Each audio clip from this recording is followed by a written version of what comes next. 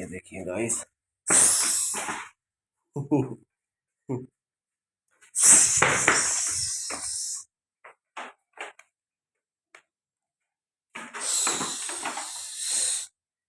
देखें कैसे घूम रही है। ये देखें आज़ाद हो गई है ना पिंजरे से।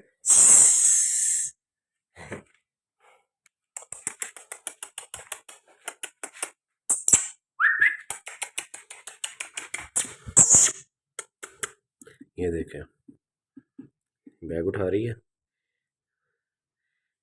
कुछ ज़्यादा ही पानी आता है इसकी आंखों से।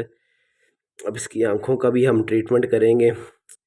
आइस ड्रॉप मिलता है, ठीक है, 1350 का है वो, तो उससे बहुत जल्दी फ़र्क पड़ेगा इसको, ठीक है। तो ये देखें हिलती भी है।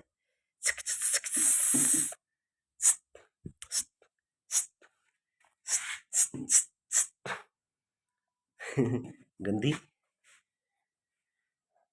है गंदी, इधर देखो।